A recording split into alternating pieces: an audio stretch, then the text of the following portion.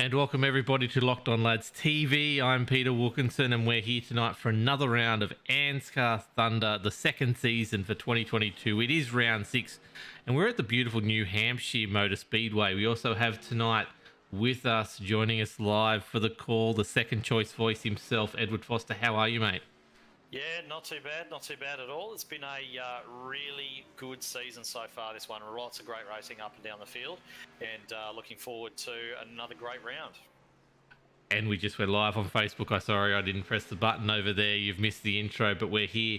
And look, there's been some great racing, some racing that you maybe not have been able to see. Hopefully, I've been promised tonight will not end in the dark. We are going to get to see the end of this race, mate. Did you get to have a look at what happened last weekend? I've heard about it. I haven't had too much of a chance to actually go back and view it, but from what I've heard, it's more of an audio experience anyway. It is. It's like a little soap opera, audio, radio drama unfolding before your eyes. So just quickly, we'll touch on it. What happened last week as far as results was Ryan Jones who did get the victory. The race went over 50% race distance, so we got to give an official result. Full points were awarded. And we move on to this week with Ryan Jones still leading the championship, which is good to see. I will go through those championship points a little bit later on. However, we're here for New Hampshire tonight. What can you tell me? You're the expert of the oval stuff. Tell me what to expect from New Hampshire. I'm sure there's a few guys out on the track right now who disagree with that particular sentiment, but we'll do our best anyway. So it's a 1 mile speedway, New Hampshire. As you can see from the pictures that we're looking at here, the banking is very, very flat.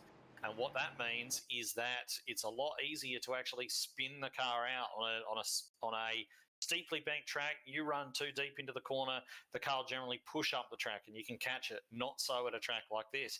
Track with the shallower banking is going to want to spin the car around. So have a look out for guys like that diving in under brakes, overcooking out a little bit and not being able to bring the car back and spinning around. Usually the races here have quite a few cautions because of the line as well that the drivers like to run. They like to sort of enter sort of high to middle and then cut down on the exit. And of course what that does is that it invites the people behind to stick their nose in, have a look, and that can also be a cause of a few wrecks as well. So it's a 1 mile speedway that races very much like a short track. So it's expect some. If you want to know what to expect some short track character racing here tonight. Excellent. I cannot wait to see it. It's one of those tracks. I've driven at the road track here before. I've driven a few ovals here before. It's character all to itself. It definitely will throw up a few things. We've got to quickly say thank you to Mobile Break and Mechanical. The 115 for tonight at New Hampshire is the sponsor. So if you're in South Australia and need repairs at all, or some brake work, some brakes checked, Mobile Break and Mechanical are mainly centered around, located at the CBD. If you're near the city or surrounding areas and want to bring your vehicle in, simply give us a call and they'll work together to arrange a convenient drop-off. They are the legends. So this is the team behind, we're watching them right now, S. McClay Mechanical, the sponsor behind Matty Ray's team. So jump on board, check them out. If you want more details, you can definitely just Google it, find it out, or hit us up. We can help you out with that. Mobile Brake and Mechanical Repairs.com.au is the other place to get it.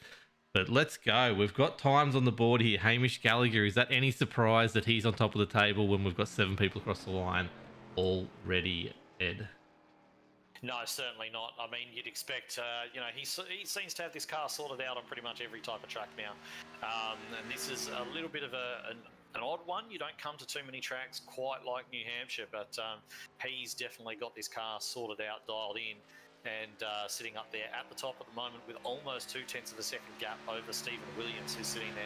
But we are yet to see Jaden Russell. We're yet to see Ruben Phelps. Jaden, as I say that, actually has just gone into 4th place with his fastest lap, and Norman Clark's actually just pipped him for 4th there as well. But we haven't seen Dyson yet, and we haven't seen championship leader Ryan Jones yet either, or Josh Mickelmore for that matter. Dyson did a lap and then put it into the wall on the start-finish line. I don't know what's going on there. Maybe he had I don't know. Actually, we're on board. We're watching him now. He's got a timed lap going. But no, he hasn't. This is lap 3. This isn't going to count. Okay, there you go. So I think something happened. He put it in the wall as he does. Doesn't Yeah. want to finish the lap. Ruben Phelps is going around there in 5th tonight so far. At this stage, I don't think there's much more that's going to really, looking at the projected times. Ryan Jones is one that is interesting. He did a He's not. 39. He's not set a time. No. He's got two blank laps there, so it looks like he may have done a Dyson and not been able to lay down a valid time there. So it looks like he's going to be starting towards the back of the grid as well. Yeah. That's going to be interesting to see. Both of those guys really quite aggressive. Ryan's been quite sort of reserved and focusing a lot more on a sort of long run consistency and those kind of things. So I'm hoping that from that lower grid position, he's not going to sort of throw that out the window and he's just going to pace himself. His natural speed, as with Andrew Dyson, are going to take those guys to the front anyway. So they don't need to panic being back there. They can make their way up. But Hamish Gallagher, Josh Mickelmore sitting there on the front row for Mitch at the moment. And Mickelmore is another one who's very, very good on this particular track. I've been on the receiving end of a few pastings from him around here before, so I can tell you he's very, very quick. Yes, he is. Congratulations on technically getting his 100th finish in the dark last week, and then also celebrating it on Thursday night with the Cup race as well, just in case. It was his 300th start in ANZCAR. There you go. Was the start, yeah. Yeah, so congratulations, Josh Mickle. We touched on it last week a fair bit, but with the chaos of the dark race, we didn't get it. So Kobe Jordan, Matthew Knight, Matthew Raymond, no surprise with that last name, have all not set a time. Not even done a lap. We've got the only people out there is Brad Fenley and Andrew Dyson still doing laps around at the moment. But we are getting ready to go. So let's go through that grid officially right now as the scenic drone takes you around a little bit of New Hampshire, the road track, it's one of those unique tracks. Like usually if you see a road circuit at an oval track, it's on the inside.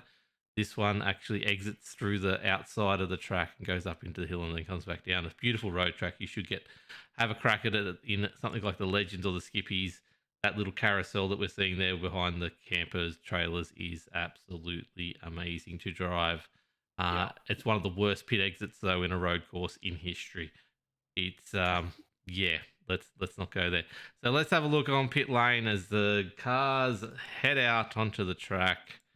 They're ready to go. We have the starting order has been sorted out. Hamish Gallagher's right next to Josh Mickelmore. Stevie Dubs next to Tom Neal. Ruben Phelps next to Norman Clark up in 6th place. Well done. Jaden Russell next to Matt Hunter. Tristan Cock next to Kai Turner. Brad Fenley next to Nathan Rollick. Andrew Tice. Adam Tice. Tice. Wow, my brain is not there tonight. He's next to Ben Vickers, Luke Georgeson, and Noddy Tompkins next to each other. Andrew Dyson and Ryan Jones next to each other. Way down the back there, you can see that Skittle car next to the white and black of Andrew Dyson. Or white and grey, I don't know what it is from here. Matt Knight next to Matty Raymond. Kobe Jordan next to Wesley Glossy. Closey, I've always called it Closey. Yeah, let's just go with that. Closey. Yeah. So he's going to be starting there, just rolling off in the 22nd position. As we mentioned, a few things to look out for. We've got Ryan Jones and Andrew Dyson way back in the field, and Tom Neal there starting up in P4 as well. That's a great qualifying effort from him. And then we see the guys that we're used to seeing up the front there. Matt Hunter, good qualifying from him there, sitting there in 8th place as well. So it's a little bit of there's a few guys sort of performing a little bit better than expected and a few guys doing much worse than expected in qualifying. So we're just going to see how this all shakes out. Pace car moves away now. All the drivers are going to get up to speed. They're going to roll around at least once, maybe twice. I can't remember if there's 2 pace laps around here, but yes, we're definitely going to find that out. But in any event, the drivers are going to take the time that they do have to get themselves all set and ready for the off. So we've got 22 cars are taking the field tonight. Right down the back there, they are all starting by the look of it, which is good to see. As the cars come around on the back straight, getting ready to go live. Trevor Mickelmore, welcome to chat. Lockie, I'm not going to say it. Lockie, welcome to chat as well. He's very happy to have Edward Foster here as the special comments. So am I. He is the second choice voice, though. We wish the best to Carl. Hopefully, you get better soon. Hamish is there to take the field away. I don't think we've got the new starting rules happening tonight, but he will take control of this field and he will launch for the first of 115. Is it miles or kilometers, Ed? I don't know. And he launches and he gets away with a very 115 laps. It's 1 miles then. So yeah, that's right. So anyway, Gallagher away into the lead. Mickelmore holding on the outside there. We've got Neil and Stephen Williams side by side there. That'll probably resolve. And what did I say? Cautions. And we've got one already. Who's that? Looks like Wesley Closely around right at the back. And what did we say? What did we say? Somebody was going to be tempted to dive it on in there. And what happens when you dive it on there a little bit too late? You can't get the thing rotated that well. Well, it does want to over-rotate, but it wasn't actually him. I was having a look at that accident happening. I saw him sort of recovering, but it seemed to happen a little bit further up. Oh, yep, there it is. So. It is a little bit further up. So, around there it is. It's that car just ahead, near the 25 there. Who is the... Looked like the 37 potentially. Might have been Adam Tice. There it is, right next. Yep.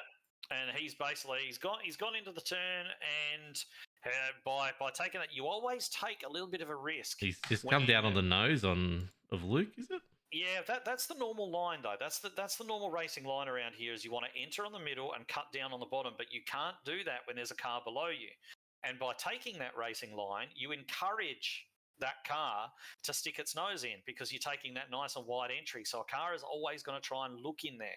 And if you decide to do that and take that traditional line where you're entering a bit high and cutting down low, you need to be ready for somebody to stick their nose in down there. It's just the nature of the racing.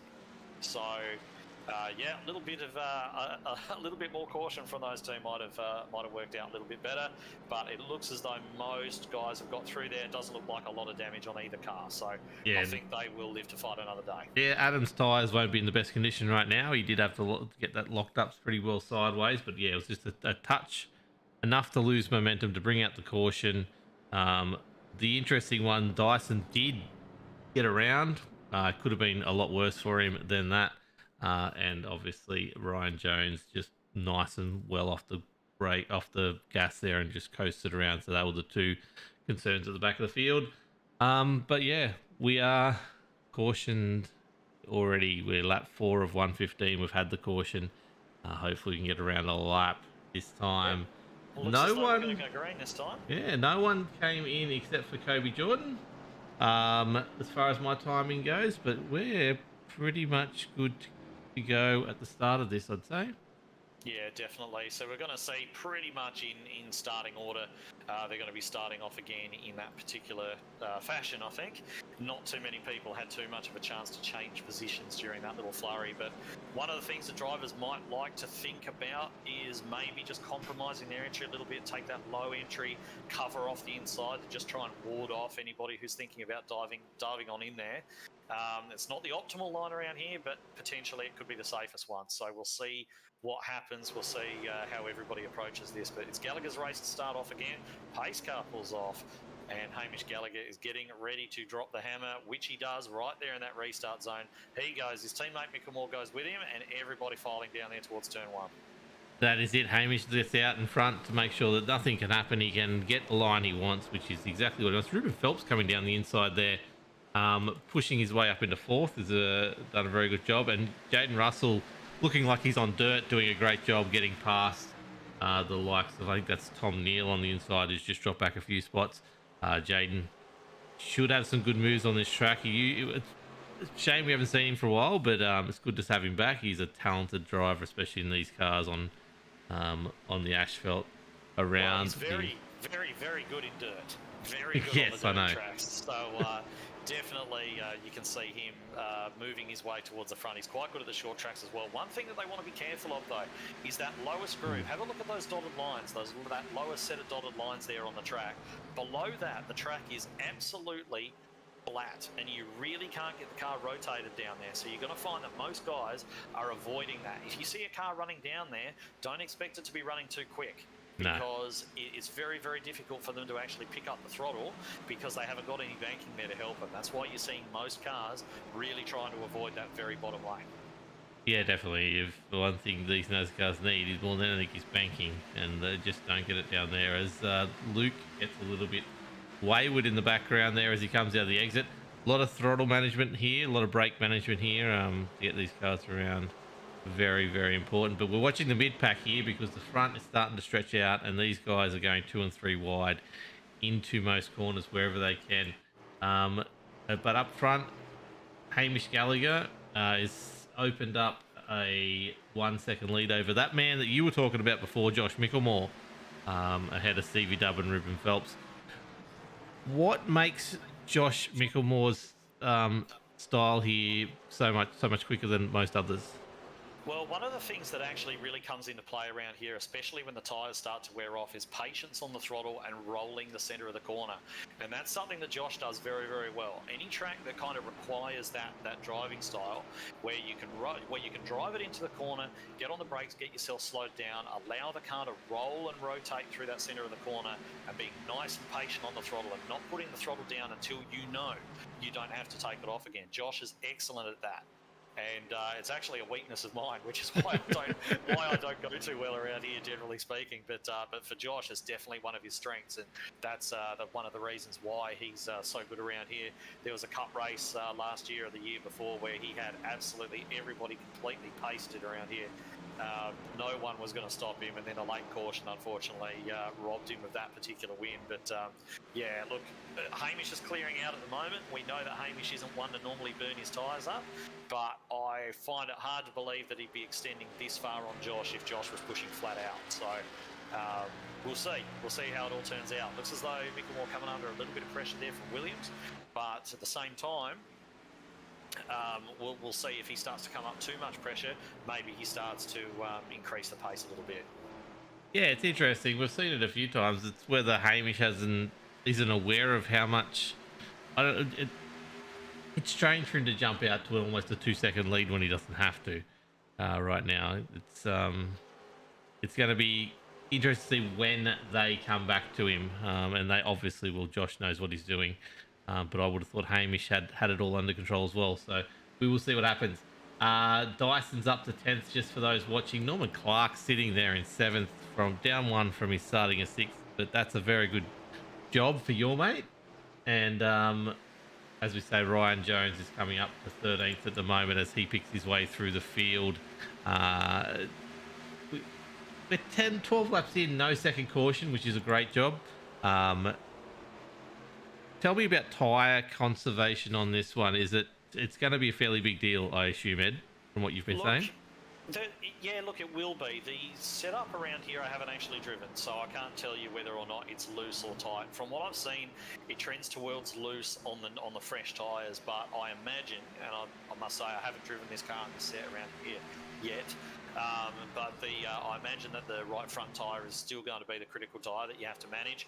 There'll be some management of those rear tyres. You can't let them overheat while the tyres are still new, because you will find yourself with a chronic sort of oversteer condition, not being able to get off the turns. But one thing that you can do around here, and that's if your right front tyre does start to burn up a little bit, the car does start to push, is you can actually just straddle that lower seam. Remember I talked about that flat lane in the inside that you don't want to go to. Caution. We'll pick that up later on. Looks like Brad Fenley, yeah. He's had something. It doesn't look like there's too much damage there, but let's go into the replay and see exactly what happened from his point of view. Yeah, he's caught a bit of a touch up there from Rolock, I think. A little bit hard to see from here exactly who was the cause of that one. It looks as though Rolock kind of got underneath, but then potentially washed up a little bit as well. And unfortunately, Fenley looks as though he was on the receiving end of that. Yeah.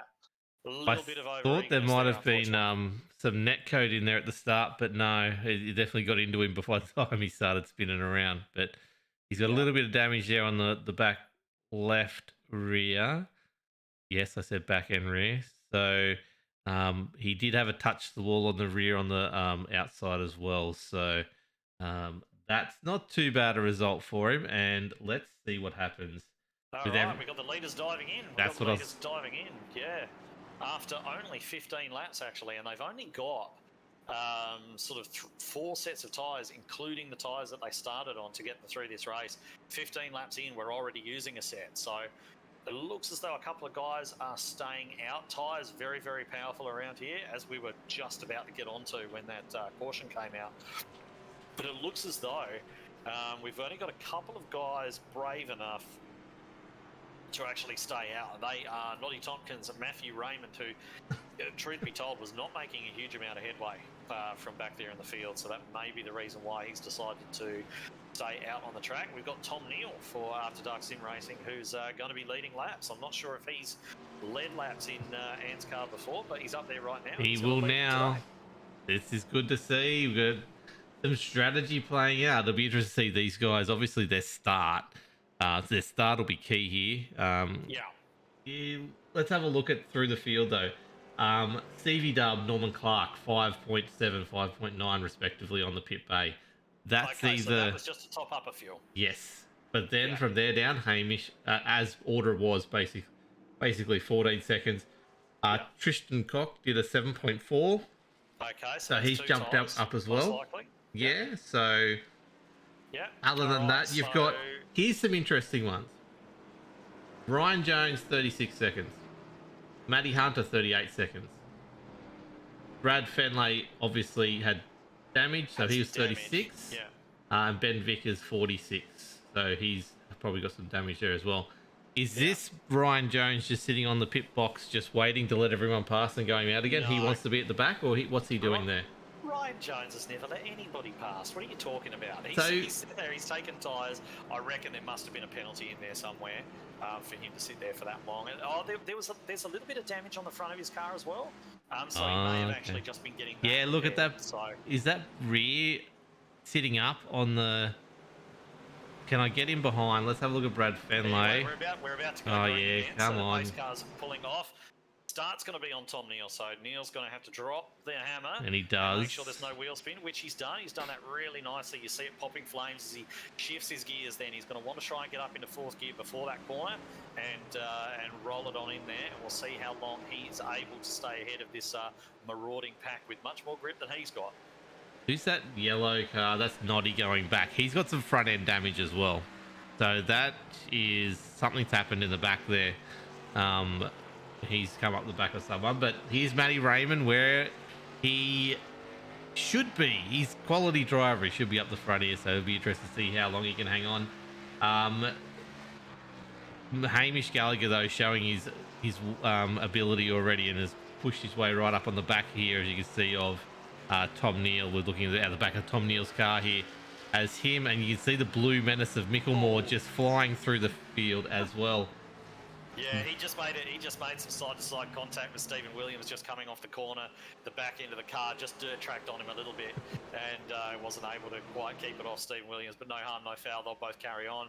And while we were talking about that, Hamish Gallagher there just making the move on Tom Neal on those 15-lap older tyres, and looks as though Micklemore's starting to do the exact same. The only thing is that the only way that the old tyre strategy sort of works is if you fight for it a little bit. You've got to make the guys on the fresh tyres use the best of their rubber trying to get past you. There's no point staying out and then not fighting for your position, just letting everybody breeze past, because you just wind up at the back. You need to try and disadvantage your rival a little bit. And I think they're being a little bit nice, those guys on the old tyres, to be perfectly honest. Yeah, they are. Look, I'm just looking at the... We got one sliding up. That looked like an After Dark car. Luke Georgeson is...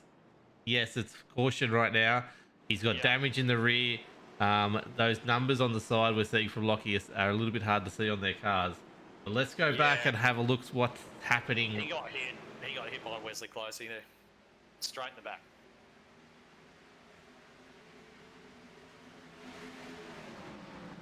Well, yeah, big hit. Big hit.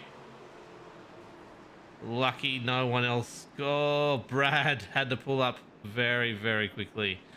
That is definitely very lucky from Brad, but the rest of the crew got through okay. It's a bad hit from Luke, but tell me, Ed, while I have a look at this from Brad's point of view in the cockpit, at real time. Talk me through the rear end damage in these cars on a track like this. Is it going to be a huge issue? Nah, won't really do anything. It's not going to slow them down. No, they're not really. It's not much of an aero track. This one. It's more of more mechanical grip. Worn out tyres will have much more effect than any kind of anything other than catastrophic damage. We've got a few of those guys heading into the pits who didn't pit last time round. So we're talking Neil Raymond. Looks like Ruben Phelps heading down there as well. Potentially wasn't happy with. Was he one of the guys that we said got 2 tyres? Ruben Phelps, can't remember. But anyway, we've got Gallagher and Micklemore at the front now, and one of the things that I want to just sort of touch on is remember the start of that last run where Hamish was able to build that massive gap over Micklemore straight away, and we were talking about the long run, always the long run, and I don't think we're actually going to get too many long runs here. I think the race is going to fairly well proceed like this. They often do. We might get a bit of a long run at the end, but the races here are generally lots of little short runs. And I wonder if now we're going to see a change of tactic from Micklemore, whether he's going to try and jump out of the gates a little bit harder and stay with Hamish rather than try and play the long game. If it does look like we're going to get a long green flag run, he can always alter that. But I think that he probably needs to just try and put a little bit more pressure on Hamish there at the front, not to let him run away with it. Yeah, definitely. So we've got some live updates from our YouTube chat. Ryan Jones is using his pitbox time to send us a message to say that he is on 8 incident points already before turn 2, lap 1, because he had a bit of a run-in with Noddy Tompkins apparently. So that would answer why he would be hanging at the back of the field trying to avoid everything, because he doesn't want to get a drive-through and B disqualified by the end of the race, which can happen. He's running in the top 10 right now, so that's not necessarily a bad thing. He'll be okay. He hasn't stopped this one, that's why. He's just got to not let it get to him. Keep it nice and calm, keep that heart rate down, and just wait for the opportunities to present themselves. We are talking about the same person here, right?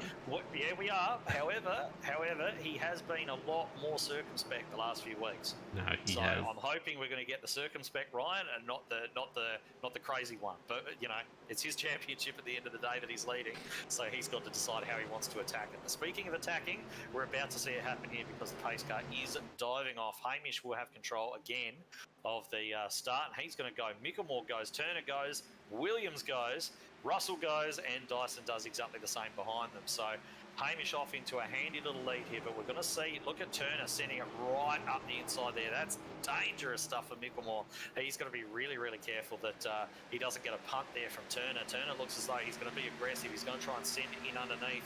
And as I said, if they're going to take that preferred line, which he does, it's just going to encourage guys to try and send it underneath you. And that's the way that so many of the wrecks here happen. Yeah, we don't want to see that long. We want some green flag racing for a little bit. We are 25 laps into 115. We may finish at midnight. We may end up getting that night finish if we keep on going this way. But they all file into line here behind Josh. Stevie Dub's getting up a little bit high. Is that just a different technique from him, or is he trying to get a better run off the slightly higher banking or slightly steeper banking, or is he just... I think he's actually just a bit wary of Jaden. He's got Jaden down there on the inside. Jaden likes to put it in, send it in under brakes on the entry of a corner. So I think what Steve was potentially just trying to do there was to just sort of let Jaden have that bottom line and try and actually beat him off the turn. That hasn't worked out this time. It often doesn't work out here. But it was probably a smart way to go about it, because if you pull down onto somebody like that who's really pushing the entries on the bottom and you try and block them, there's always the opportunity for them to run into the back of you. So, Steve, he's been around a long time. He's not going to allow something like that to happen to him. So he'll just slot in there behind Jaden, and at the moment he looks pretty happy there. Yeah, it's interesting. Hamish has got out to a full second lead yet again. So Josh isn't listening to the broadcast and isn't taking your advice of pushing it to him. These guys are doing 31.3s at the moment. Hamish is doing 31.3s compared to basically the rest of the field's 31.6s at the moment. So he is really quick, and a green run here will just show us exactly what that means in the long run. As they go 3 wide, Stevie Dub making that high line, trying to make it work somehow. Yeah, he seems to be trying that a little bit more. I thought it might have just been a reaction to what Jaden was doing, but he seems to be kind of really trying to bring that line in and make it work. And this does happen a little bit later in the run after you've got a few laps on the tyres. That guys start to go up a lot higher, especially on the entry and the mid-turn. They'll kind of try and diamond it a little bit, really use that dark-coloured tarmac that you can see there on the outside. See Ryan Jones sending it in right now underneath Stephen Williams. Williams is holding on to that overlap around the top though, and this is the drive off I was talking about. Watch this. When he tries to get on the power, he can get on the power a little bit earlier than Jones, and he's just gaining that back. Jones is going to send it in here again on the entry and try and clear him. He manages to do that. Slide up in front, very, very close. It's opened up for Tom though, hasn't it? And it's opened up one there for Tom Neal on the bottom. So, yeah, it's not working out at the moment. You know, it's kind of one step forward, two steps back for Ryan at the moment. But he'll keep plugging away in there. It looks like Neal might be having a few connection issues there as well. He's just sort of blinking out a little bit, but it looks to have settled down, and they're just going to keep on running. No, there he goes again with a blink. Yeah, so that'd be the next thing. So Jonesy's already got this in his mind about the 8 incident points, and he's just taken a hit again. Yep. That'll be more incident points. There's 12. He'll have a drive through right there, and then he won't be happy. That's Rawlick, and that's probably the front end of his car. There's not going to be much left. I suspect we will not see Jones for much longer in this race. And with all the respect in the world, that's not how you run for a title when you're the points leader. He's gone into the corner there, and I'm just rewatching the incident right now. You know, he's running around the top, which is what you want to do. Remember what I said at the start of the race. You want to run around the top. You want to enter high and then cut down low on the exit. And that's exactly what Ryan's tried to do. But the problem is, you run high on the entry to the corner, you open up the opportunity for someone to stick their nose down there. And you can't then cut down and take your preferred line if there's a car there. And that's exactly what happened there. Ryan went to the outside. He was looking for that nice drive off the corner. He went to turn down and take that preferred straight acceleration zone off the turn, but Williams was there. And you can't do that, and you can't do that and not find yourself turned around. As the car on the outside there, you're always the guy at risk. And it's just, that's going to hurt his points. He's not going to be happy with it. But yeah, unfortunately, that's a error of judgment on his part, I think. I'm sorry to say. Let's have a look through. This is the Skittles car here. We've got a bit more speed. You can just see Rawlick just know where to go at that stage when he comes around. Just go on board with Nathan there. If I can find where he is in the field. Why can I not find him now? Okay. We can't do that then at all. Oh, there he is. Rawlick is sitting there in P8 at the moment. Yeah, no, my brain is just not there. So this is his onboard view as he comes around. Just absolutely nowhere to go. Yeah, there is not a reaction time in the world that saved him from that. That was just, it was going straight to the scene of the accident there, unfortunately. And so that's just, it's the choices you make further back in the pack that may be a great idea, and then something happens and it turns into the worst place to be, and there's absolutely nothing you can do about it. And that's what happened to Rawlick there. He's just going to have to take his repairs. Although he's not come in, he's still circulating out there. So, yeah, that's why I was looking for him further down the field than what he currently is. So it'd be interesting to see how he goes on. So we've got Abigail Foster in chat. You know her. She's just come up with he just got skittled. So I thought I'd make a point of saying that one. And yeah, sucks for Nathan. 85 was running in the top 10 comfortably. Yeah, and that's going to hurt him big time. Yeah, absolutely it will. But anyway, we're about to go green with the remaining runners at the moment. So Hamish sitting there, still leading this race as he has since the beginning, apart from a little blip when he pitted and some other guys stayed out. Mickelmore still sitting there on his outside. Turner was looking aggressive. Russell was looking aggressive. Let's see what that row 2 is going to do as we come into the start zone here. Hamish drops the hammer. Mickelmore goes with him. Russell goes with him as well. Turner not away quite so well. but Turner's really been sending it in on the entry to those corners there, which he does again. Washes up the track a little bit, almost a bit of side-to-side contact between Russell and Turner. Turner's a bit too low. He's not going to get off the corner that well there, although he's made a pretty good fist of it on what are probably fairly cool tyres. And you watch Russell now, he's going to try and really push the limits of grip around the outside there and actually get that move done, and you can see him doing just that. Turner's dropped too low again. That's not going to help him off the turn, and you can actually see the way that Turner struggled to get the power down, and that's allowed Russell up there into a comfortable P3. Yes, it has. Just for those interested, Jones did stay up there, so that's good for him, although his time is dropping off right now, so he's come back into pit lane. Hamish once again has the jump on these guys. Like I said, I want to see a green. Oh, there's contact back there in the back. is. Looks like Rolock and Closey getting into each other. That's sent pretty Rolock wide. high and wide there. Yeah, it looks as though he was just getting out of that, not wanting any further part of that particular battle, so he'll live to fight another day.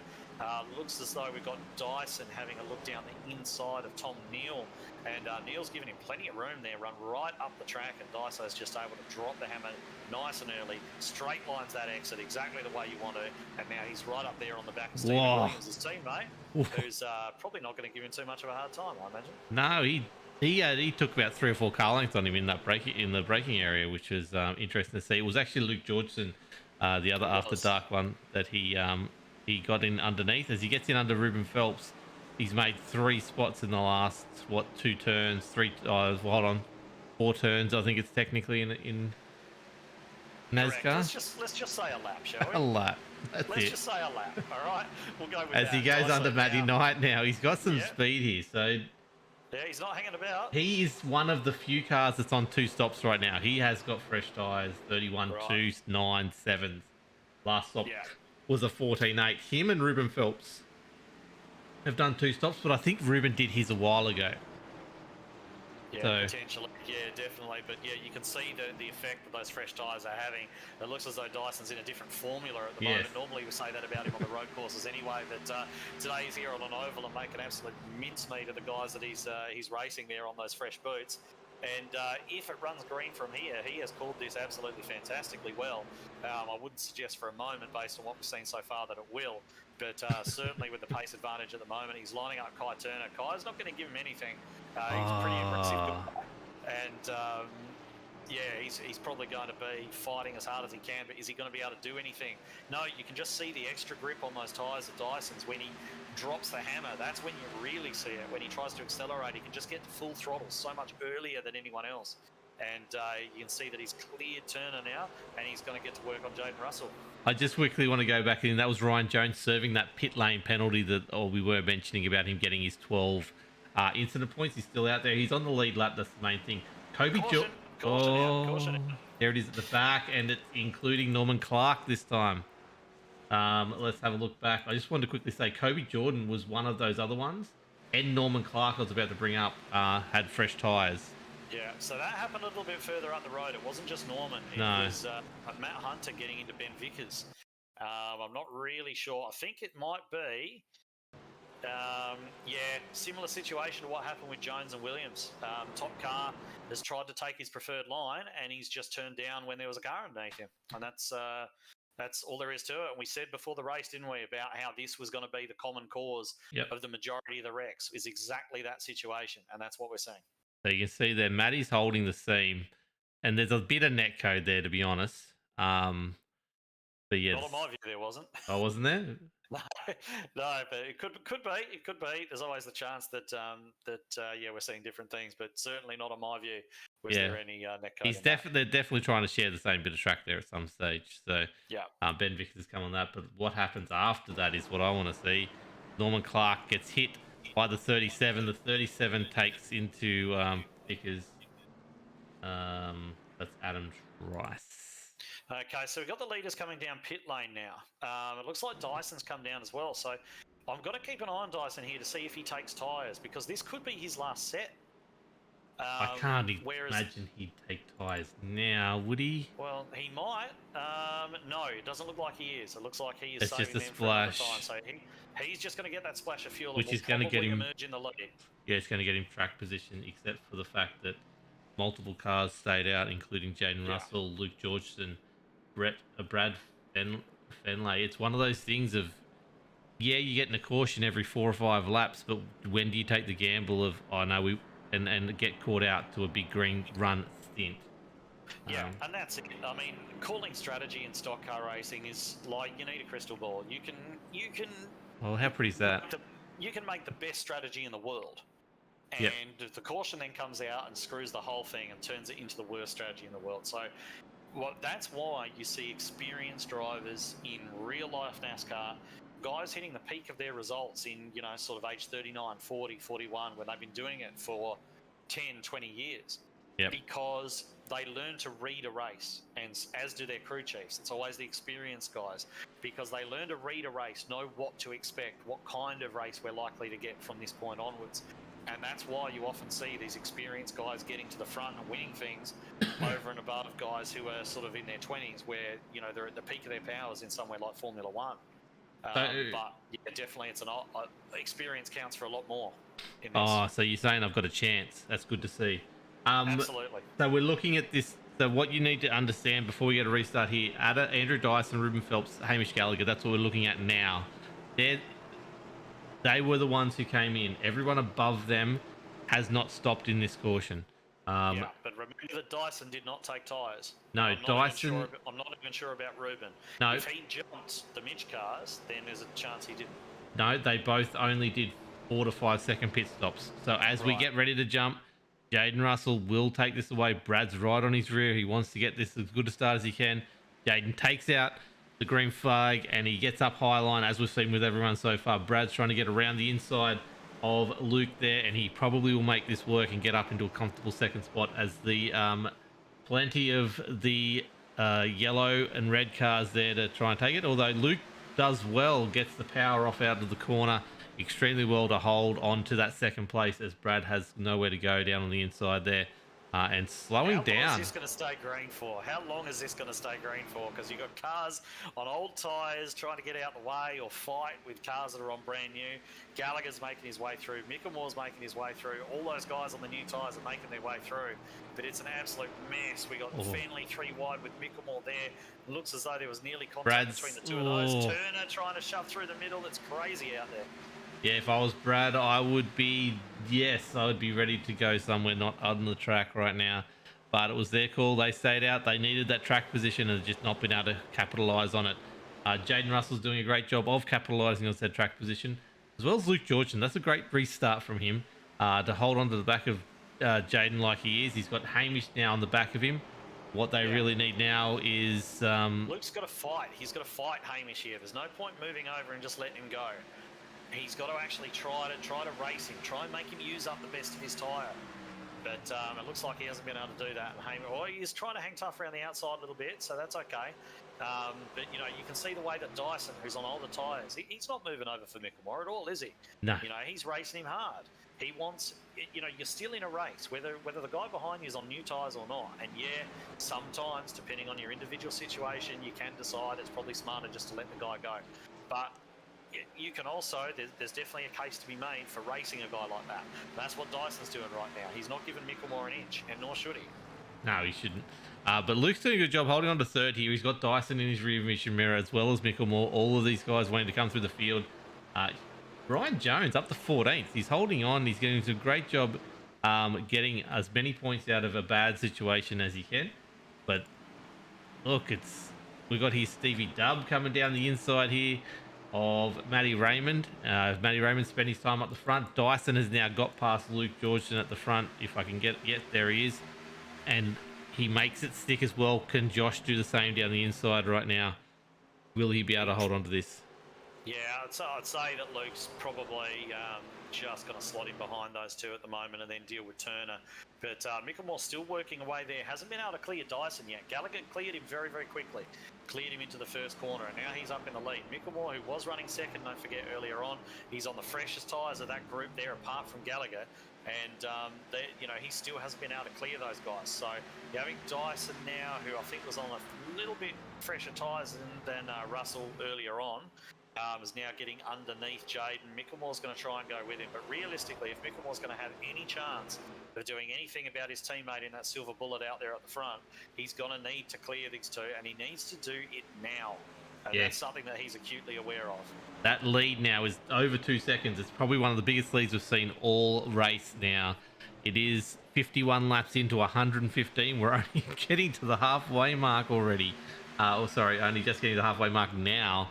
But this is 2.5 seconds it's flying out at the moment. This is the kind of lead that you really want it to go green now, as long as you can, and capitalize on it.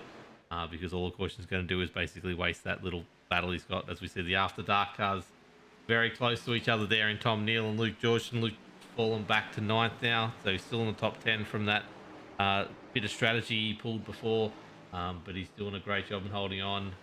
We go back down the back. Tristan, I just wanted to quickly look at. Tristan was one of those ones who is on...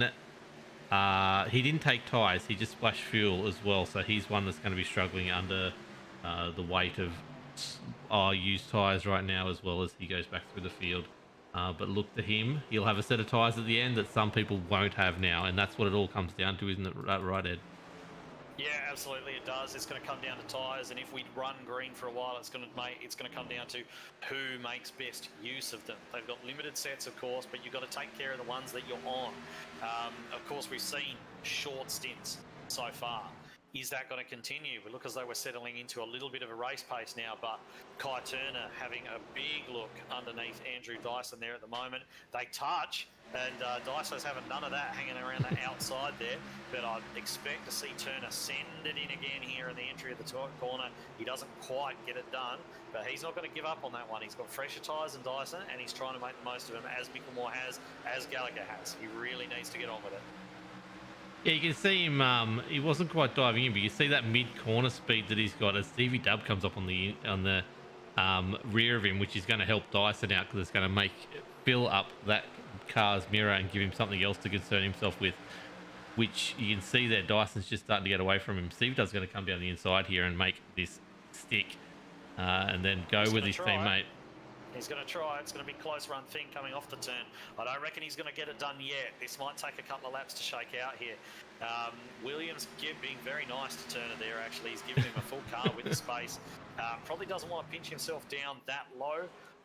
He can probably afford to run Turner out towards the wall and potentially get a move done that way, but he's giving him a lot of space, and he's exiting the corner quite narrow, and you see there he just wasn't able to get the power down, and Turner's managed to prevail there. So good stuff there from Kai, but Steve was pretty nice to him. Yeah, it definitely was. This gives Turner the chance to get on the back of Dyson again and hopefully make that move happen. Every time he's fighting with Stevie Dub, he's making those tyres go a little bit worse. So hopefully he can make that work for him. Ryan Jones back in the top 10, just behind Luke Georgeson right now. So that's a very good effort from him. Norman Clark, we saw him have that incident, but he's making a little bit of effort to get past Kobe Jordan right down the back of the field there. Back up to 17th after his little incident that he was in. Ben Vickers, the only person to currently be out of the race, and Nathan Rollock, the only car that's left in the race that is more than one or not on the lead lap at the moment. So that's always good for racing. Everyone out there on the same lap. But Hamish is doing some quick laps here at the moment. 31.9, 18 seconds. Adam Trice is off the lead, so you will see him start to come into play. Some lap traffic if this stays green for much longer. All right, so there is something interesting going on in this battle here for third place between Turner and Dyson. So what you're seeing Turner doing is exactly what he should do, and that is he's entering the corner a little bit wider than Dyson, and he's attempting to just lengthen that straight as much as possible, chop down. But Dyson is aware of what Turner is doing. So what Dyson's doing, he's entering in the normal way, and he's just sort of moving up in front of Turner and diamonding that corner, and Turner can't drive through him. So Dyson's placing his car right up there in front of Turner at exactly the point where Turner wants to be getting on the throttle. And as a result, Turner can't get on the throttle any earlier than Dyson is, and he's just burning away that advantage that he had from the way that he'd set that corner up. So Dyson driving with his mirrors a little bit, he's doing a really good job keeping that car behind, because it looks as though Turner's got a little bit more pace, but Dyson's being very, very smart about it. Can he get enough to get along the inside here to make this work? He's finally going to get the run. Gets it down the inside. He's got the overlap. He's got to put it down now. You can see there where those tyres just make a huge difference. Dyson, though, has got the push off the bank. Comes up high. Will be able to hold on for now, but I think this is the moment where you'll see Turner here. Whoa! Something's happened there. He's lost that. That was just impatience. That's all that was. His tyre's getting a little bit hot. It's probably getting a little bit hot under the collar as well. Not being able to get that move done. He's gone the big send in there, skidded up the track a little bit, and nearly took them both out of the race. But he saved it. No harm, no foul. We can play on. But that's exactly what it's like when you've got a car in front that might be a little bit slower than you, but it's also being driven very smartly.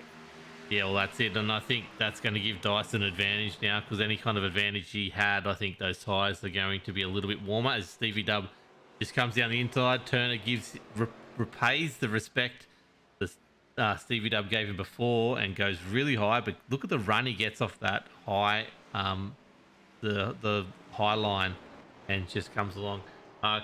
Quick note, Ryan Jones is going backwards through the field now. He's coming in to the pit lane. I don't know what's happened there, besides maybe his motor might have just given way after a long run on green, but it doesn't, no smoke coming out, so I don't know what that is. But he's put it into pit bay right now. Wall. I think he went into the wall just before he came down the pit lane. He was down the inside of I assume George. Oh no, he has. He's popped it. Okay. He popped the motor on the way in the turn. Okay. So yeah, the damage too much for that car. He's done a good job keeping it right out of everyone's way, and then rolling it down into pit road. But yeah, mechanical failure. Unfortunately, not able to survive with the amount of damage that it had on the front there. Yeah, fought on valiantly, which I thought he was going to jump out of the car earlier on than that, especially with the damage he had. But he got himself back up to 10th, which was a great job. Just watching Matty Knight here. Matty Knight's going through the field fairly well. Jaden Russell's an interesting one. He's on my timing board. He stopped once. That was 47 laps ago. So he's doing a great job to hang on there. You know, he's qualified 7th, running 7th at the moment. He's probably been, if he has only stopped once and he's only taken one set of tyres, then, you know, you got to say, you know, we're on lap 64 right now out of 115. The race is almost, you know, it's kind of moving into its second half there. So realistically, he probably, if he had his time again, would have changed tyres at least once more, because he is going to be suffering on them right now. And he's got absolutely no chance of closing down the leaders on those tyres. And that's what he would be wanting to do. He's a driver who's capable of doing that, getting up there and winning races. So that'll be his goal. So he's not going to be overly happy with just running around there in 7th place at the moment. However, and I'll say this with a big however quote marks on it or whatever, but if we get some more cautions, if a whole bunch of stuff happens from now and he's able to come in every time and get fresh tyres, you know, he's going to be in really good shape. So what did I say earlier on about almost needing a crystal ball? You know, if he has predicted right that we're going to get some cautions towards the end of the race here, and he's going to be able to take advantage of that, put on fresh tyres when no one else has got any left, it's going to work out great. But if he's seen wrong and this thing runs green to the end, or even if we only get one more caution to the end or something like that, it's not going to work out for him. So yeah, on such thin threads does your fate hang sometimes. Yeah, so the other thing is fuel's got to start becoming an issue, doesn't it? 51 laps on a stint without topping up fuel, I would have thought. The only other person, I think it'll be fine. You're off throttle so much here, through the corners and everything like that. It's not a high fuel load circuit. I would say that anybody who topped off with fuel on the last caution will be good to the end. No problem. Okay, so the other person I'm looking at, I've got a couple more one-stoppers. Brad Fenlay's one, Matty Raymond's one, Noddy Tompkins one, but they didn't do their stop on that first caution.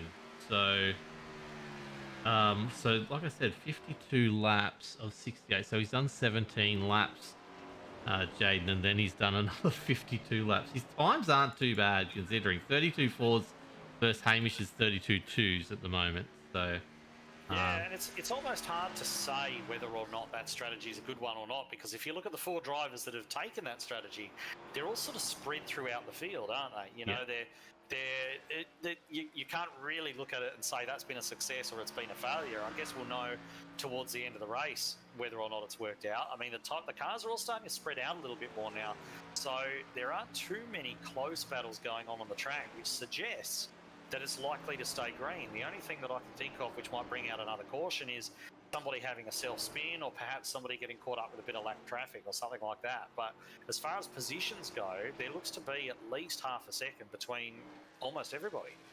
Yeah, well, that's it. And even when it's spread out that much, like we're looking here at Noddy Tompkins, who's only about 5 seconds away from being overtaken. You see Hamish in the background there.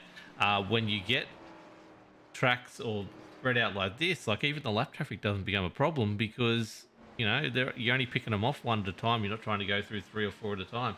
As we go through, I think the biggest gap here is Jaden Russell getting on the back of Matt Knight, trying to actually fight back to get 6th place back here. So that's one of the smallest gaps in the track right now. So I think lap traffic isn't going to be even a problem. We could go green here to the end. So, and let me tell you though, you don't want to be the driver who's in Matt Knight's position right now, where you're defending against a car that needs a caution.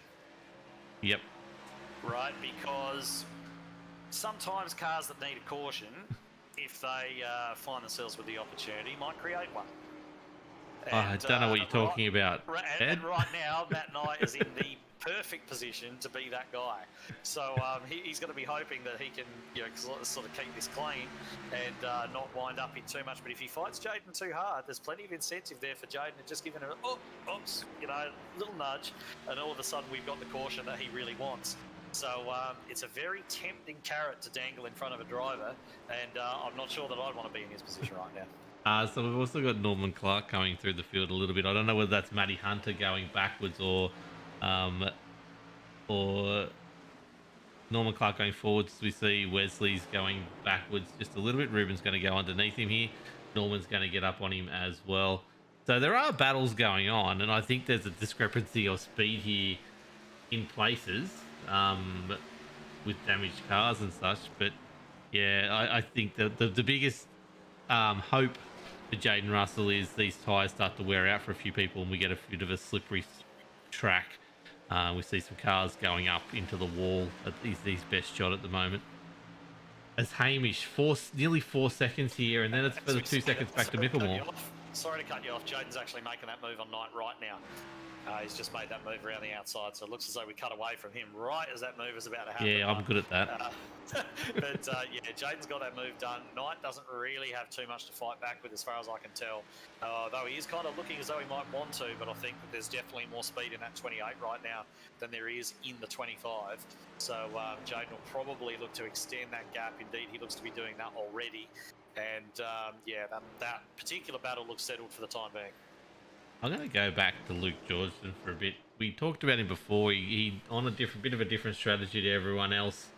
I've got him on about 52 lap stint at the moment as well on these tyres, if the timing's correct. But he's sitting there in 9th at the moment. He started 15th according to my timing. I thought he started higher than that, but maybe my board's a little bit out. But yeah, he's doing a great job here. He's just in the 32 still, which is really good for where he is in the position. As I've got a little bit of an echo, but anyway, we'll get that sorted. Matty Raymond's coming up behind him though to make him maybe take him down to 10th spot right now. Tell you what, a caution would be good, wouldn't it? That would be great. We've got 15 cars on the lead lap still. Noddy, Brad Fenley, Kobe Jordan, Adam Tice, and Nathan Rawlock are all those ones that are a few laps down. Ryan Jones obviously still in the pits, been there for 7.5 minutes right now. And Ben Vickers is out of the server and no longer joining the race. We're 3 wide here. We're 3 wide. We've got Hamish, who's trying to lap Tristan Koch. It looks as though he's got a car down underneath him as well. They're still 3 wide. Kobe Jordan is that car that's down there, who I think has been down the lane because he's got a lot of speed. Looks as though he's got some new tyres on that thing and he's going. They look as though they've just sort of sorted themselves out there. So, yeah, that would have caused a sharp intake of breath in the cockpit of the 13. I can absolutely guarantee you. I can confirm Kobe Jordan, Noddy Tompkins and Tristan Koch have all come out of the pits in the last 3 laps. So they do have fresh rubbers. Interesting. Tristan's going back. Luke Georgeson's going backwards quick. He's in the pits. Right, so it looks as though Luke's decided to pull the trigger there. And when was his last stop, Luke Georgeson? It was that 53, 54 laps ago that we're talking about as well. Right, okay. I'd be surprised if it's fuel then. I could be wrong, but I'd be surprised if that's actually a fuel because thing. Jaden Russell's 62 laps. We're on board. Well, we're watching him now. He's 62 laps into a 63 laps into a stint. This is tyres. This is rolling the dice. But I don't think it's going to really help because it's going to put him a lap down. If they start, well, it's going to put them more than a lap down. You drop almost 2 laps with a pit run down here. So I'm not sure exactly whether Georgeson will have dropped quite that much, but you can certainly, the best part of 2 laps, you'll drop. Going into the pits, getting 4 tyres under green, you're not going to gain that back on fresh tyres. You're just not. What you're hoping for is a caution. So the interesting thing is, so I don't know whether... Oh no, Tristan didn't come into the stop. It's Brad Fenley, who is... Yeah, he's got fresh rubber. You can see him now going under Ruben Phelps. Norman Clark's coming through with him as well. I thought Tristan had come in and I was confused that he is coming in now. There you go, I was seeing the future. Right. Okay, so, I mean, Fenley's only a lap down, so if he pitted and so on, then obviously it's not dropping them quite 2 laps down. But yeah, he's certainly fallen off the lead lap with that, and you're not going to gain that back on fresh tyres. You're much better served, unless you're, taking a bit of a risk. And the guys that run a bit further down the field, why wouldn't you take a bit of a risk and see if something works out? But certainly for, somebody who was running a safe strategy, you want to hang out there until there was a caution, if there was one. Yeah, that's it. And I think there'll be a few people like this will catch out those guys if there is a caution. Now they need to try and get their lap back ASAP. However, I don't think that's going to happen. The pace that Hamish is still showing, 32.3s. He is... we've got Luke and Kobe doing 31.6s, so... Yeah, and Fenley did a 32.1 on the last lap on new tyres.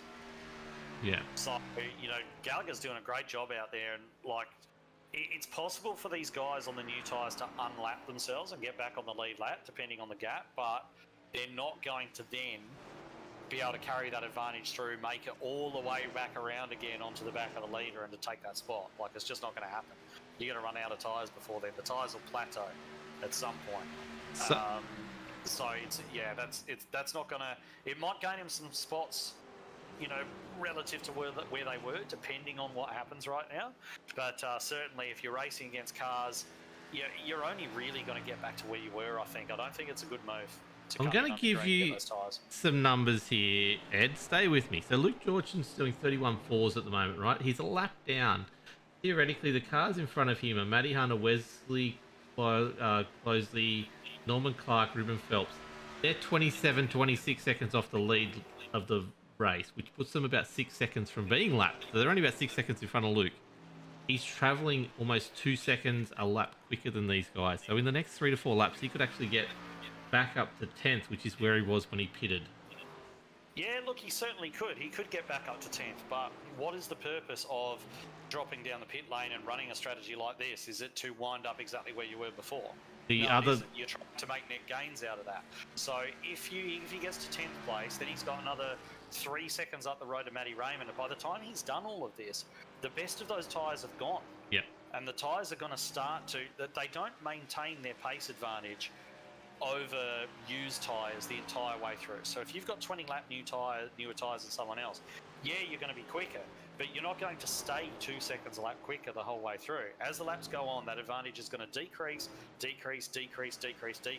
until such time as you're running pretty much the exact same lap times as everybody else. So it's only a temporary gain. So if he works his way back to 10th place, that's great. Nothing lost, nothing gained.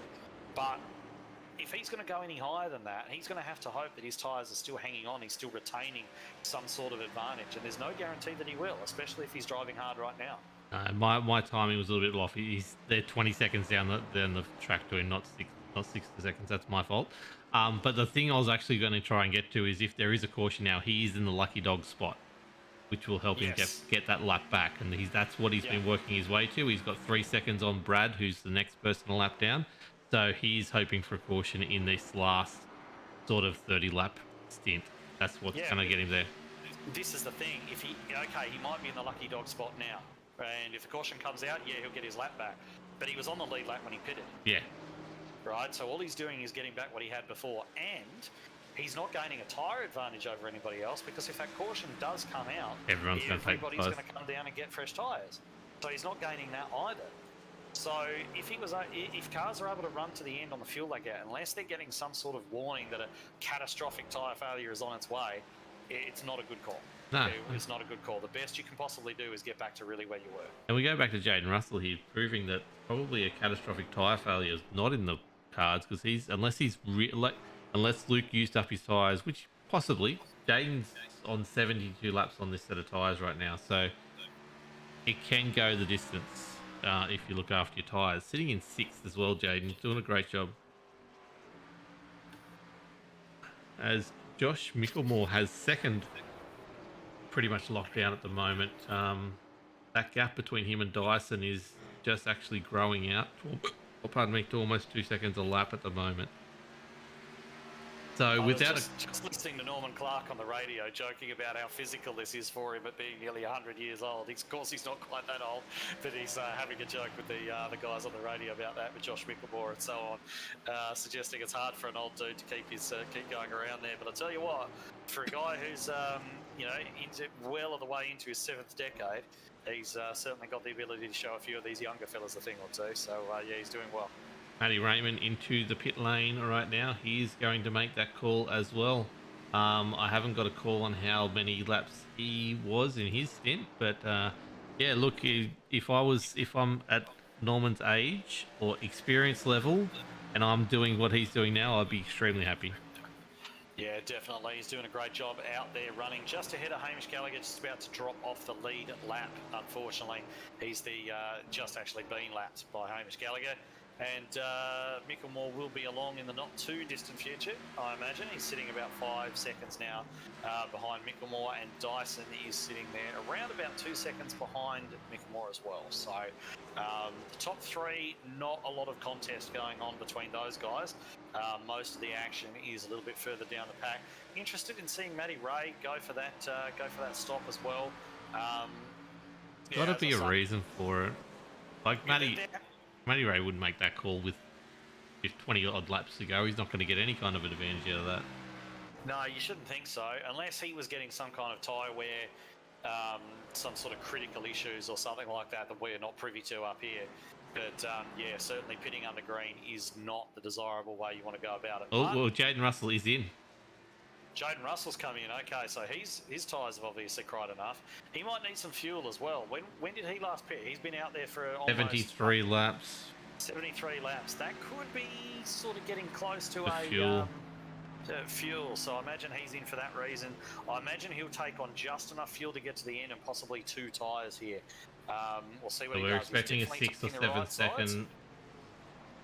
Definitely taking right sides. No, it's going the full length.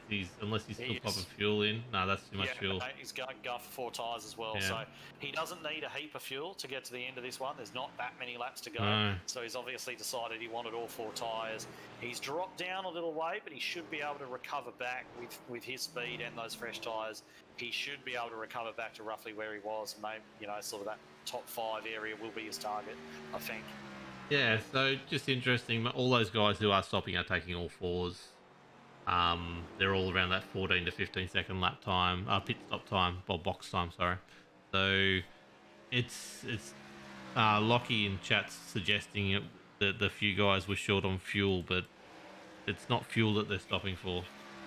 So No, it's not. I think Jaden wouldn't have come in if he didn't need fuel, but a lot of these other guys that were, been in the pits not that long ago, 50 laps, you're not going to drain a tank around here, so they weren't coming in for that reason. And also with a lot of these guys now not being on the lead lap, that's one less lap they have to actually complete. So fuel becomes less of a problem even then. So just watching Jaden now out of the pits, he's absolutely flying on those new tyres as you'd expect. He's dropped all the way down to 12th place though, so it looks even a fairly big stretch right now with about 20 to go for him to actually get back into the top 5, but we'll see what he can do. Yeah, it's going to be a push for him. Yeah, so the interesting one is, okay, so my timing has done what it did last week, where it's decided it's the end of the race on the back end, so I've got no more stats on time anymore. And you That's can all right. We'll wing it old school. no, It'll no, be I fine. fixed it last week. It was a case of I just got to kill the theme and bring the theme back up. So just hang with us, everyone. Watch some beautiful Hamish Gallagher driving around the track, looking like he knows what he's doing, because he does, people. He does. I'm shocked. I thought his tires would have come off by now. But it wasn't that he was burning up his tires to get a lead. He's just quick on this track. He's just quick in this car. Doesn't matter what type of track you put him on. He's really good in this car. Pretty good in the truck too, actually. I wish he was still in Cup, because he and I had a great battle last year for the championship, and he was always a good guy to have in those races as well. Always did well, but the next gen car doesn't float his boat apparently, and he's racing in an American league on the Thursday night, so he's not there for the Cup. But yeah, we do still get to watch him here in the Truck Series and also in the Thunder Series. So yeah, we can just, I guess, appreciate it from here. But yeah, he's got 6.5 seconds on his teammate Mickelmore now. Dyson nearly 10 seconds behind. Well, he's 9 seconds, I should say, to be fair to him. Yeah, Stephen Williams back there, 14 seconds off the lead in 4th place. Kai Turner rounding out the top 5 at the moment, 17 seconds back. So it really is a very spread out race, certainly for the front positions. And I wish I could sit here and build up some sort of tension, but it's really kind of run as you are at the front at the minute. And I just can't get the back end software to start up again. This is very interesting. I haven't had this before. Usually just reboot. Is this the tension? Is this the tension? This is what's going to happen. What's going to happen? What's going to happen with the overlays? Because there is nothing more important than that. Well, how else are we supposed to know what's going on? Well, I can tell that's what we're for. We're commentators. Our job is to tell what people is going on. So we'll just keep telling them what's going on. It's fine. We're on lap 101 of 115. Hamish Gallagher is leading by a long way. And then Josh Mickelmore is second, and he's got a fair gap over Andrew Dyson in third. There we go. We pretty much just summed I don't know what I'd do without the second choice voice. I just don't know what I'd do.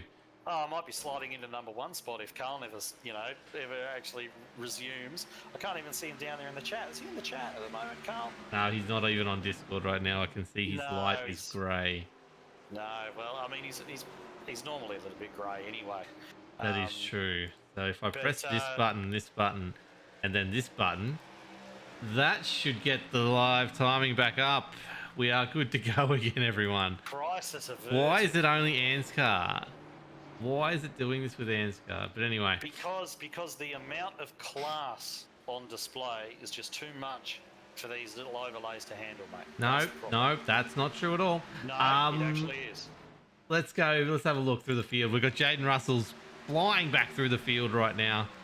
He's made his way back to 8th place in that little thing. He's the second car not on the lead lap now. He just has to get past Tommy Neal. If we do get a very, very late caution, he is the lucky dog. He's going to be good as gold. Yeah, well, I mean, but yeah, that's only exactly 4 seconds down the track. So, and who would not expect a late caution after having 15 million cautions in the first half of the race?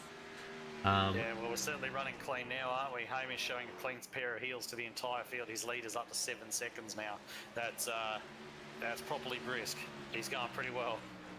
Just out of interest too, so Matty Raymond doing a great job coming back with those fresh set of tyres, as we knew. Luke Georgeson's back up to 11th, which is, he's just dropped back to 12th as Matty Hunter gets very wobbly on the exit there. And Hunter's on a bit of a charge, isn't he? He kind of had that bit of an accident before, went all the way to the back, and he's now kind of running up there kind of on the fringes of the top 10. You can see Closey there in front of him, and that's 10th place at the moment. So, yeah, both of those guys, Georgeson and Hunter, making good recoveries. And Jaden is now about to get that all-important first car on the lead lap off Tom Neal here, if he can get down on the inside the next lap or two. He is currently lapping 2 seconds a lap quicker than Tom Neal, so it won't take long. It's not going to be much of a fight, is it? No. He's actually going to do it down the straight here. So So that's interesting. So he's now 8 seconds down the field to Matty Knight, who's in sixth, who's on the lead lap. So the next little bit, he will come up to one Hamish Gallagher. Yeah, we'll see what he's able to do. There's only 10 laps to go, but if he is that much faster than the cars around him, then he is going to be able to make at least one more position, you would think. I'd love a late caution. It would make a huge difference to this race, wouldn't it? Yeah, I don't think Hamish should love me saying that. No. But he can rest assured that anything that I've ever wished for in my life has not come true. So, yeah, me wishing for that is only going to solidify the fact that we're going to go green the entire way. But yeah, so he's almost put another full second out on second place right now as well. He's absolutely braining them at the minute. So Luke Georgeson's just got past Wesley, so got himself back into the top 10. Norman Clark sitting ninth. The 09 car of Norman Clark in ninth position. That's a great run from him. He's just got a hold. He's got 7 seconds on Luke Georgeson, so that's a pretty good effort with only about 7 laps to go anyway. So I think he's going to pull off a top 10 finish. Let's not forget he was in a wreck earlier on, wasn't he? He was in a wreck. You know, he got caught up with a couple of other cars when they got into each other and so on, and he's still out there and looks like he's going to pull away with the top 10. So that's a great job from him. Just having a look up and down the field to see what else we're really looking at here closely. Looks as though he's definitely taken the best out of those tyres, and he's about to come. Here we go. From Matty Raymond. Matty Raymond's just going to go right down underneath him now. I don't think that's going to be too much of a fight. Actually, Stephen Williams, of course, running in 4th place at the moment. He's not in that battle. Nope. He's just kind of around it. Matty's taken the wall, though. Stripe on the side of that car. And getting rid of that Mr. Sheen tag quite nicely there. Maybe he was just trying to give it a bit of a clean there along the wall, but he's taken that place away, so he's moving up closely, dropping down a little bit, unfortunately. And I guess it's just a case of damage control for him to try and make sure that he doesn't fall prey to Hunter before this one's over. Yeah, that's it. Matty's doing a great job. He's getting around there, but I think at this stage he's about 0.2 of the lap quicker. He's 8 seconds back. We've got 5 to go. Oh, sorry, no, 1.8 seconds back. 5 to go. He's probably not going to make a difference there. We got one in the fence. He looks like he's going to gather it up. Ruben. I think that was Luke Georgeson. Okay, I've got Ruben Phelps going slow on the inside. He's coming into pit lane. I've seen him a few times now going slow on the track. I kept on flicking back to him. But he's into pit lane now. So that's Ruben deciding. I guess he needs tyres. It's just the end of it. They might have just gone on him. Matty might take P10 off Luke. He very well could. Sorry, that's Lockie in chat. We've got 5 to go. Matty's on the back of him here. I think Matty will get him here. He's going a good, almost a second lap quicker than Matt last lap. Than Luke's last lap though, so shouldn't be much of a fight. The one I'm trying to keep an eye on with 5 to go, Luke Georgeson and Matty Knight. There's 3.5 seconds between these guys with 4 to go. Jaden could get back to 6th here. Which obviously strategy just did not go his way tonight. That's obvious, but that's a great fight back from him to get to that point of the race. As Matty gets really wobbly there on the exit again. I don't know if he'll make this happen. Luke's doing a great job staying low to hold that line, really making Matty work for it. A lot of momentum doing it though. Look at that. It looks like Matt should get a good run off the exit here. Although Georgeson's done pretty well. He's doing a great job tonight. Hats off to him. He's doing a great job. We need to get up the front here. 3 laps to go soon. Keep an eye out. Let me know, Ed. You're the expert here. Just very fascinated by this and that battle that's happening just a bit further up the field as well. Matty's going to get this done. We could go right down to the wire here with these two battling it out. The only thing is that Georgeson's running a little bit low, and running on that flat's going to hurt him, as we mentioned a couple of times. Running on that very, very low, I understand him not wanting to risk making contact with Matty Ray, but at the same time, he's not, he's kind of disadvantaging himself a little bit there. But we've got Hamish just taking the white flag right now, so we're going to get no further cautions. they won't throw a yellow even if somebody crashes now. So Hamish has just got the clear night there, and that's going to be his last issue. The upside is we get to see Russell behind him and Knight battle as well towards the start-finish line. As they come around, Jaden goes low, and he knows what he's got to do. He's only got a little bit of track to finish to get this. Got the grip.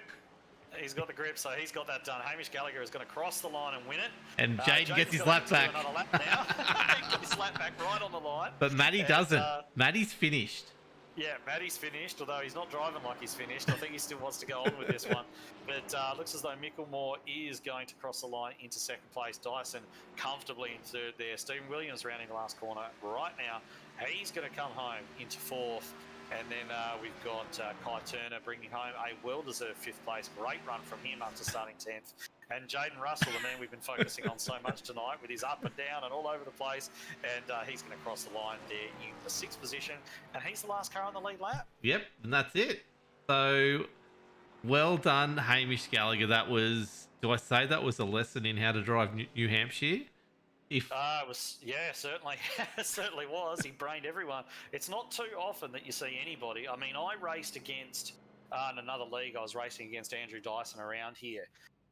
And he absolutely destroyed me in that race. He was first, I was second. He beat me by, at the first part of the race, we were very, very close. And then he just took off in the second stint and killed me. And for Hamish to beat him by 14 seconds, he's flying. And Micklemore, as we expected as well, you know, right up there. He's really good at this track, as we mentioned. So he's going to be up there too. So, you know, they've both done a great job. Everybody out there really, after that bit of a messy start, did a great job. It's not the easiest track to race around other cars on, but they did it right. We had some nice green flag running there.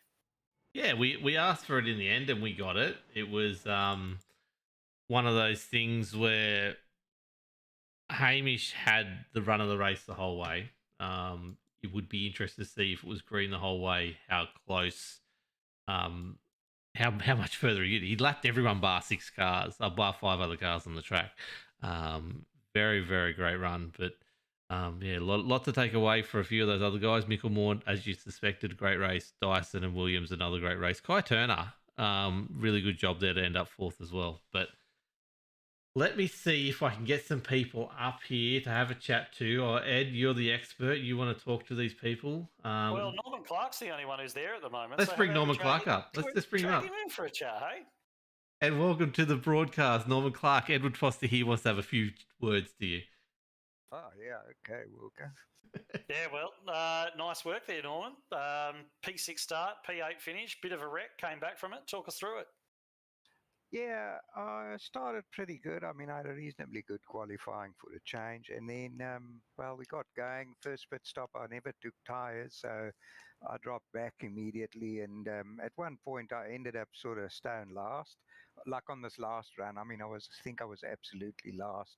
And then I just drove up through the field, you know, up to 8th. So, you know, a bit of a hard work behind Ruben. You know, some of the guys, they're really difficult to get past.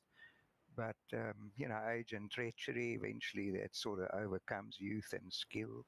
Although not with you front guys, but you know what I mean. Certainly do. So, look, we had that long green flag run at the end, but the start of the race was, as we expected, sort of full of some caution. So, how did you sort of see it playing out? Did you anticipate we were going to get that long run at the end, or were you more expecting it to go in sort of shorter stints the whole way through? No, I actually, you know, I actually sort of thought that we would have a long run, right, almost from the beginning of the race. I mean, everybody that was in here, all good drivers and things like that. But I mean, you know, I thought it was going to really go green, and with maybe one caution and perhaps cautions towards the end if it ended up like being in a dogfight or something. So I was trying to keep some spare sets of tires ready just in case. But then once it sort of played out, then I knew that when I made that last pit stop, I made it specifically so that I could have fuel to the end. But then I also took tires so that, because if there wasn't another caution, I couldn't have stayed out on the older tires. So I took new tires, filled the car up, and then just made knew I had to save the tyres for the first little bit and then make work at trying to drive through the field. And I mean, the highest I could get is 8. I think it was only Jay Russ that got me from the back, that he must have pitted somewhere and got fresh tyres and made a comeback because he passed me easily. Yeah, he did. He got fresh tyres sort of late on and had to kind of claw his way back up there because he was sort of like you. He didn't take a lot of tyres early and then had them all to play with at the end. But I think he needed to pit for fuel reasons perhaps as well. So Yeah. That was behind that. But anyway, solid top 10 for you as well. Anyone you'd like to give a shout out to while you're up here? Well, I mean, obviously the team, although it was only me tonight and stuff like that, and then fully floored and you guys up there in the booth, you know what I mean? You guys do a good job, and it's always nice watching the replays, All right, well there you go, Norman Clark. He finished 8th tonight. Good, strong performance from him. Top half of the field, so great run from him. So it looks like we've got our top 3 down there. We got Andrew Dyson 3rd place tonight, coming into the booth, and Dyso 3rd place. Long green flag run at the end there. Bit of a different strategy with the tyres early on with those cautions. Talk us through that. Oh man, it was yellow, yellow, yellow, yellow. So I thought, if it's going to be like that the whole race, I'll save all the tyres as long as I can and start throwing them at the end of the race. But it ended up being the race went the complete opposite way to how I thought it would. We were talking in the broadcast about the need for a crystal ball sometimes. You can throw out the absolute best strategy in history, but if the cautions don't play the way you think they're going to, you can wind up on the losing end of it. So is that essentially what happened there? You found yourself on older tyres to everybody else towards the end, or? Yeah, pretty much. It wasn't by much, probably like 5 or 6 laps, 5 or 6 green laps or something like that. But it's enough to knock the edge off them. And once you get going and it settles down, then the guys who are on fresher tyres have just got the edge on you the whole way. For however long that last green flag run was, they had the edge on me. I just couldn't do nothing about it. But I think I did okay considering I was on a bit of an older tyre. So, but anyway, the yellow that I was praying for never came. So that's how it goes. Yeah, we were talking a little bit in the broadcast about the absolute pasting you gave me around here in the Weekend Warriors race, and was kind of expecting, was very impressed to see those 2 guys out the front able to stay ahead of you. But we saw you have a little bit of a run with Kai Turner as well. There was a fair battle going on between the 2 of you for a little while, which even your teammate got involved in at one point as well. It looked like a good battle between you guys. Yeah, probably a race highlight though, and I think he was on the newer tyre and I was on the older one, and he was having a red hot go. And I think as he kept having a go, I could see he was driving it in pretty hard, and the front right tyre wasn't going to like it. And eventually, it started crying enough, and I was able to get away. But yeah, it was a good little battle. All right, well, it certainly was a little bit of entertainment that we needed in that long green flag run. Anyway. It certainly, after everybody spread out, it became a little bit difficult to find the exciting spot. So that was at least one for us to keep an eye on. Anyone you'd like to give a shout out to before we let you go? Just you guys putting on the broadcast and talking about people turning left and all the guys who helped us get it done in the team. Simrigs.com, BMX Mechanical, South Willis and Hoist and Phoenix Smokers, and Neil for getting all the paints together. And all the guys at ANZCAR put this on all the time. We appreciate it. All right, so there you have it. 3rd place, Andrew Dyson for Simrigs.com DPR. One of the teams definitely becoming even more of a force as time goes on. And speaking of teams which have been a force over the years, we're talking to Josh Mickelmore, owner of Mitch Motorsports and 2nd place getter tonight.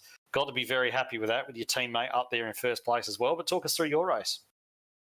Yeah, no, buddy. Hamish was too bloody quick tonight. Yeah, we were sort of quick, but not his sort of quick tonight. I don't know, the car for me, to be honest, felt pretty stale. It was a little bit boring to drive. So, yeah, when we're trying to get through the field on those restarts as well, Hamish seemed to just breeze through it, and I had a heap of trouble tonight, so I lost a few seconds there. But yeah, it was good fun still, nonetheless. But it was just a little bit boring to drive it. We did sort of notice in the early laps of the race, especially when we were getting those regular cautions, that off the restarts, Hamish would sprint out to sort of a 1 second lead or something like that quite quickly. And we were sort of thinking that you might be playing the long game or something like that. Is that something that you were sort of conscious of early on? Was that tyre wear, or is it just a case of the fact that he was just dropping the hammer? The very first run, yes, I was definitely saving, and he was going pretty hammer and tongs. So, but that last run, I was going pretty hammer and tongs, just trying to get past everyone. But everyone was holding me up, so I wore a fair bit of my tyres out just in that short bit. Yeah, we did see you sort of. We saw Hamish have the opportunity just with where he started, being able to dive down underneath Dyson and Co. quite early on. I think it was into turn 1 off the restart, and obviously you took a few extra laps to get that job done, and that kind of settled the race as far as that was concerned. But certainly this has been one of those tracks that you've been very competitive on throughout the years, and certainly no surprise to see you up here having an interview afterwards, because it's, generally speaking, I think I'm right in saying it's a track that's pretty good to you. It's actually one of my favourite tracks in the top 3 of my favourite tracks. If you remember last year's race, it was absolutely a spectacular race. This race last year between myself and Hamish, door banging, and I think who else was in there? Buddy Hobbo was in there as well. Door banger. It was a really good race last year. I think the Cup was too. But yeah, like you said, yeah, we are pretty competitive here. And it is a good track to me, so I do enjoy coming here. Yeah, certainly. When you can get the green flag runs, they're all good. It's just managing to actually make those happen. But yeah, I'm definitely in agreement with you. It's a very enjoyable little track, this one. So just before we let you go, anyone you'd like to give a shout out to? Yeah, just well done for Hamish for kicking everyone's ass tonight. And our sponsors as well, Affinity Constructions Australia, Meadows Designs, ANZCAR, and you boys for putting on the broadcast as well at Locked On Lads. All right, fantastic. Well, that's your second place getter, everyone. Josh Mickelmore, one of his favourite tracks, and no surprise to see him doing such an excellent job up here as well. Speaking of doing an excellent job, see, I'm really good with these segues tonight. It's coming together. I like it. Perfect. I like it. Love it. I like it. Speaking of doing a good job, we have the man who brained absolutely everybody, not for the first time this season, Hamish Gallagher, the flying Kiwi himself, in the silver bullet. Talk us through the race, mate. Mate, you're a pro at this. I am, mate. I'm a lot better here than I am driving, as it turns out. So maybe I should just stay. No.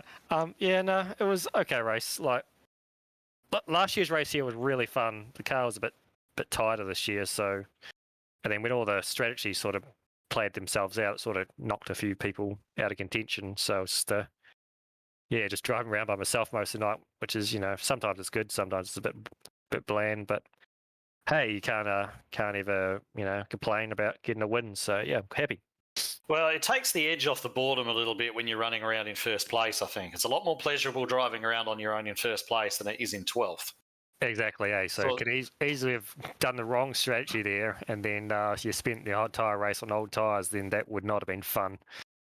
Or it could have knocked the wall down as well, like someone did, Monday night. I'm sure. Oh, look, mate, look. I like to try and spice things up a little bit, and if it takes me knocking the wall down to do that, then I'm there to give. Yeah, nah. Yeah. So, talking of strategy, how did you see the race playing out? Because we've had a few guys up here so far. They all had a little bit of a different idea about what they expected the race to do, how they expected everything to play out. What were you expecting going in, and did you get what you were expecting? Sort of. Like, I predicted we'd get a fairly early caution, and then once we got the field spread out, we should go long green. So that's why I dived in when we had that second caution, really. That one about 15 laps in. I thought that would be it. And sort of got a bit worried. We had that one shortly afterwards. I thought, we're going to get screwed. But then luckily we got one more after that. So I knew I was going to go green at some point. Like once everyone got spread out, this track usually you get long runs. So sort of did. But we got a bit scared there in the middle when we had a couple of extra ones, which I wasn't predicting. And also, you had a couple of restarts in behind guys who decided to stay out and hadn't taken tyres. How sketchy was that, trying to weave your way through those guys? Yeah, pretty sketchy, but I think people were not too, they weren't racing us too hard. They were giving a little bit of room. Like I had to free wide a couple of times, but yeah, that was actually quite fun. I was able to trust everyone that they weren't going to do something stupid, so we could just race nice and tight. And yeah, that was actually probably the most fun part of the race. Well, certainly. Well, anyway, he's taken out another victory here tonight in the Thunder Series. And following on from his victory in the Truck Series, we don't see him in the Cup, unfortunately. Something I continually try to campaign to get him back in there, but we don't see him at the moment. So just before we let you go, Hamish, shouts out, mate. Who do you want to speak I want to? to shout out to Norm. He was ripping it up tonight. I was right behind him and Ruben. They were door banging, and it was great to watch. So it was like Norm was, got the aggression out. I was loving it. So big shout out to Norm. His numbers looking really good in his car, I say as well. It does look good, doesn't it? Yep. Yeah. Just a big thank you for ANZCAR for putting the race on, Matty Hunter for running the series, for Affinity Constructions and Mad As Designs. Well done to Josh. P2, he had a little bit of damage there, so I think that sort of hurt him on that long run. Would have been fun if we'd had the same strategy and he didn't have to work so hard getting through the other cars. To see how he did, because he did better last year on this track, so I imagine he would have been pretty good if he didn't have that bit damage. And just you guys for helping out on the broadcast. I know how that's like. It's after doing last week. It's always hard. Yeah, it's hard, but it's fun. It is fun to be able to sit up here and pass judgment on what you'd be doing better than everybody else. If only you were out there. No, Exactly.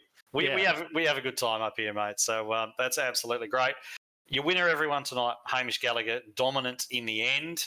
Looked as though there may be a bit of a race on earlier on, but he always looked to have the pace on the rest of the field. So, all right, that's it. That's another round in the books. Wilco, what'd you make of it?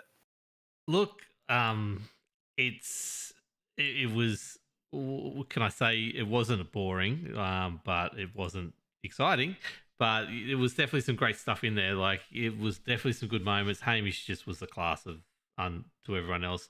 There definitely was some strategy issues with people, so they just made the wrong call. And how can you make the right call when we have like 4 or 5 cautions in the first 40, 50 laps and then go green to the end? Like Hamish said, he was expecting something along those lines, which is fair enough, but there was even more cautions than he thought. But unfortunately, Jaden Russell got caught out. I think with the speed he had towards the end there, he was one of the quickest on the track for the night. I'm looking through the best laps of the night. He had a 31.029 versus Hamish's 31.084. So, one caution at the end there, like we said, would have spiced things up and made a really, really good finish. But I think the top 3 were the same 3 that we sort of see in amongst the top 4 or 5 or 6 each week, but they definitely earned it tonight. Thank you very much for helping me out tonight, Ed.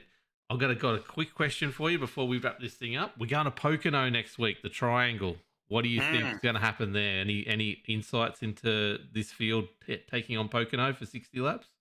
Look, I don't think that you're not going to see front runners down the back or anything like that. You got the form guide that we've seen so far is fairly well going to be carried on in that. I'd expect Dyson to be very strong around there. He's quite good around there. And I think that Jaden Russell, I think that track might actually suit him quite well as well. So we'll see what they're able to do. Hamish, of course, seems to be the man to beat at the moment. Ryan Jones is going to want to strike back after tonight as well. He's had a rough night. We do have drop rounds in this championship, so he'll be able to use one of those. So it's definitely not game over for him. But, yeah, certainly tonight's result would have left him in the position that he feels like he needs to come back and strike back next week. So expect a strong performance from him as well. So I guess it's kind of a boring thing to say, but the usual front runners are going to be up there, but that is going to be the case. There's a couple of guys. I wouldn't suggest that we're going to finish in exactly this order that we saw tonight. No, so just quickly, I'll touch on this championship table. We were actually wrong. Ryan Jones isn't leading the championship moment because he did have that round he completely missed when he was up at Darwin the other week. Right. He's only 27 points off the lead, though. After Pocono, all drop rounds come into account, so we will have a very good idea of what's going on after next week's round.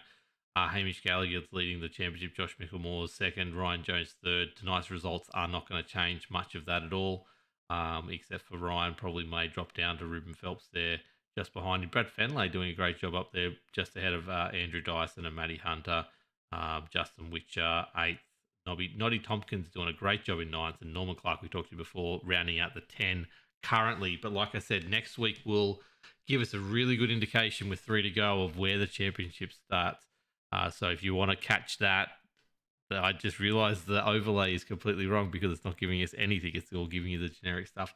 There was some What do you audio mean? issues. It's got track title and race sponsor there, mate. What more do you want? That's it. Looks perfect. I noticed at the end the audio wasn't the best tonight. Sorry, everyone. I will try and be more on the ball with that. I know my volume was a little bit louder than Ed's, but sorry about that. But we'll get that right. But yeah, look. Until next week, you've got the Australian Supercars E Series they'll come to you on Sunday night from us. If I can get my day off tomorrow and actually get some practice around Fuji, you may see me doing the Vets V8s tomorrow night.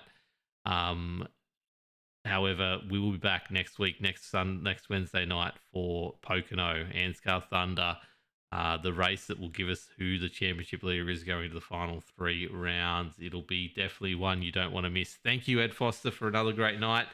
And thank you, everyone who's been liking, subscribing, and all that kind of stuff on all the different YouTube channels. Keep on doing that. But until next week, you have a great night all, and we'll talk to you then. Bye. Same track title, same race sponsor. See you then. That's it.